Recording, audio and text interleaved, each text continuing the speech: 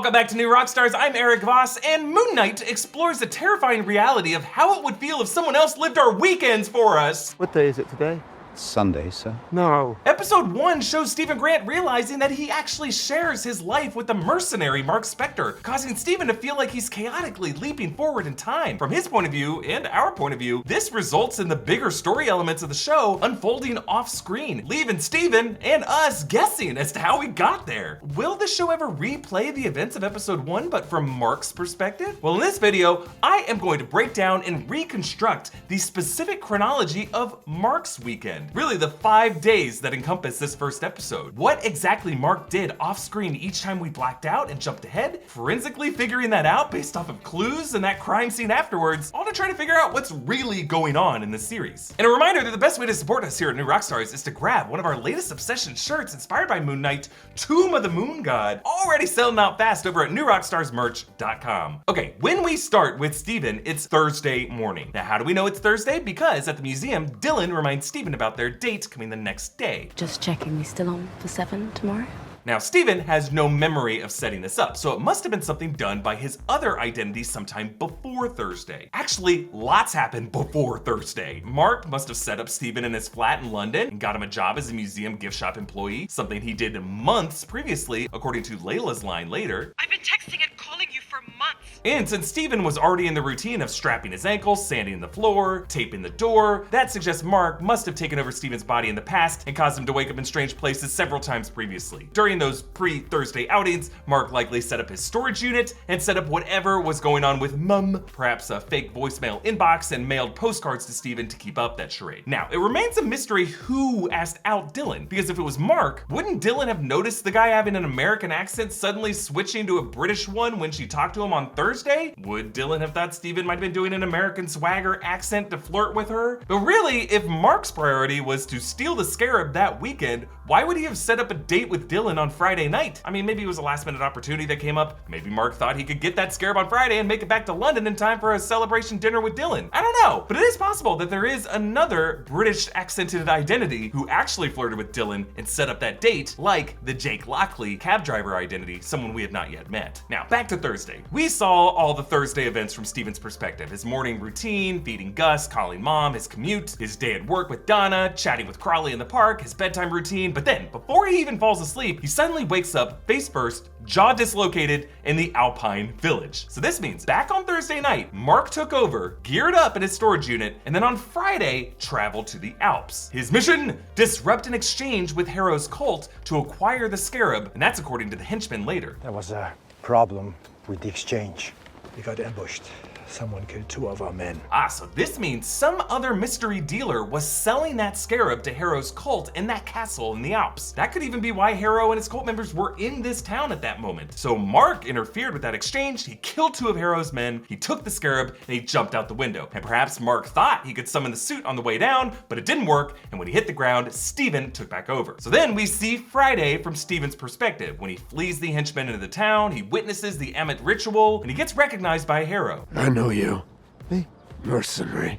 So this means that Marc must have had some run-ins with Harrow in the past, and that he might even move to London to be close to Harrow's London home base to continually foil his operations. But you know what I don't talk enough about in these videos? The hair. It is pretty important. I mean, sure, lots of guys look great with a bald head, Samuel L. Jackson, Patrick Stewart, Silver Surfer, but if you're concerned you won't be able to pull off the look quite as well as they can, Keeps can help you out. 2 out of 3 guys will experience some form of male pattern baldness by the time they're 35, but with Keeps, you can get quality expert care without ever visiting a doctor's office or pharmacy. Keeps offers generic versions of the only 2 FDA-approved hair loss products out there, but at half the cost of your local pharmacy. Though you never have to go into a doctor's office, Keeps is a network of expert medical advisors, prescribers, and care specialists to support you in making your goals a reality. Easily subscribe to Keeps and get refill reminders so you never run low on the products you need to take care of your hair. Hair loss stops with Keeps. To get 50% off your first order, go to keeps.com/newrockstars or click the link in the description. That's KEEPS.com/newrockstars. So anyway, Stephen is eventually tackled by these 4 henchmen, who include a woman with blonde hair, a young guy with a shaved head, a bearded man, and then this older balding man who was in the store previously. He's wearing a blue shirt and an apron, but he comes out and joins the dog pile. That guy is the one who pries the scarab from Stephen's fingers, and then Stephen blacks out again to suddenly see all 4 of these people dead, and that bloody scarab back in Steven's hand. So let us now do some forensic work to figure out what just happened. 3 of those 4 henchmen's heads are visible in frame, and all 3 have huge pools of blood pouring out, as if they've been shot or stabbed in the head,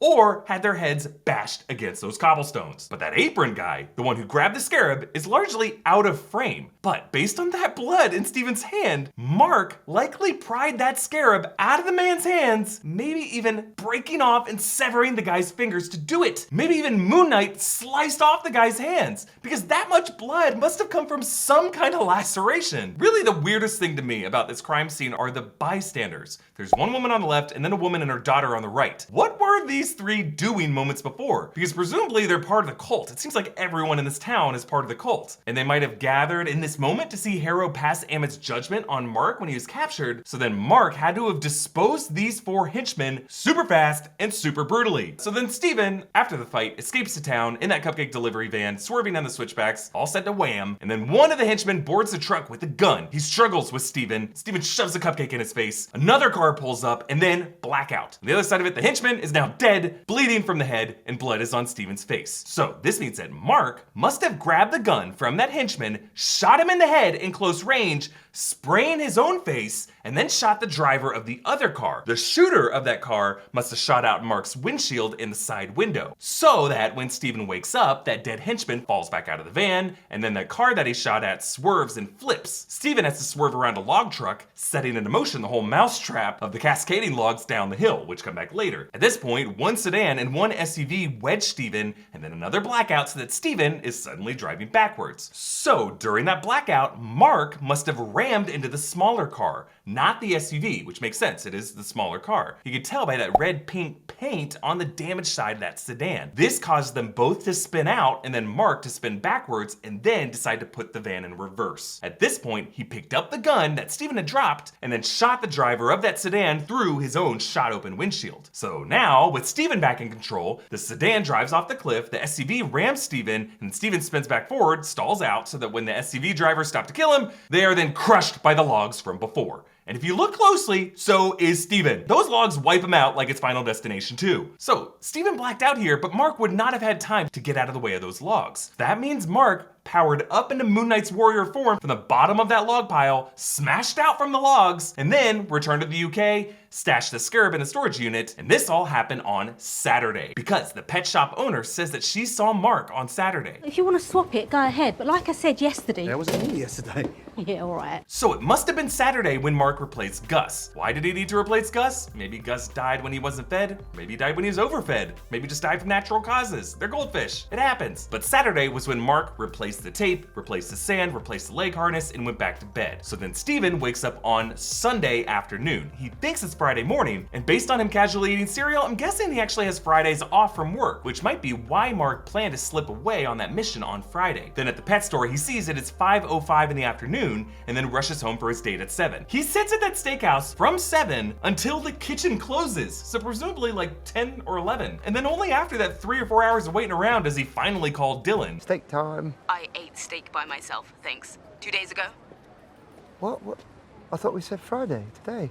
Welcome to Sunday. And then things get really weird at this point. It is late Sunday, close to midnight if that restaurant just closed, and then Steven had to wait for a steak to be overcooked to be well done. At this point, late on Sunday, Steven finds the burner phone, he talks to Layla, he tries to flee his apartment, but then that old woman takes the elevator to the 5th floor to visit a friend, and again, this is at midnight on a Sunday. Okay. And then Khonshu scares Steven, and then he blacks out again to the bus the next day, Monday. So that means that after that moment with Khonshu on the elevator, Marc assumed the body, late Sunday night, and then for some reason, the next day ended up on a bus with Arthur Harrow. Why? Wouldn't Marc want to get as far away from Harrow as possible? Well, we know that Marc has hidden the scarab, so he's not worried about Harrow getting that from him. He might now be trying to lure Harrow away from Steven's workplace, because Steven said that he worked at a museum in London. But on that bus, Steven wakes up, he gets off the bus, diverting from where Marc wanted to go, and then accidentally leads Harrow directly to the museum, where later, Harrow releases the jackal on Steven to try to get the scarab back, back, and then Steven allows Marc to take over the body. Marc summons the Moon Knight suit, takes care of business, and that's where we end episode 1. So when we reconstruct this chronology, we can draw 2 conclusions at least. 1, we know that Marc is an active mercenary, using Stephen Grant as a cover identity as Marc actively disrupts the plans of Arthur Harrow's cult in the Alps and in London. It was Marc's fault going after Harrow that got Stephen in this trouble. And key to Harrow's plans are obviously the Scarab, which Harrow likely wants to use to resurrect Amit, and Marc and Khonshu cannot let that happen. The second conclusion you realize when you reconstruct this chronology is that stuff is happening at random times during the day, and it does not make sense. When you apply the basic chronology, how long it would take people to get from A to B, how long people would wait places, who would know what when, so much does not add up in this chronology, which is why I'm so stuck on this idea that much of what we are seeing may be coming from an unreliable narrator, and even the stuff we see on screen may not be objective reality. Anyway, hopefully in future episodes we spend a bit more time watching Marc be that merc, because while it is fun to clean up blood, it's also fun to spill it. You can follow me on Instagram and Twitter at EA Voss, follow New Rockstars, subscribe to New Rockstars for more analysis of everything you love. Thanks for watching, bye.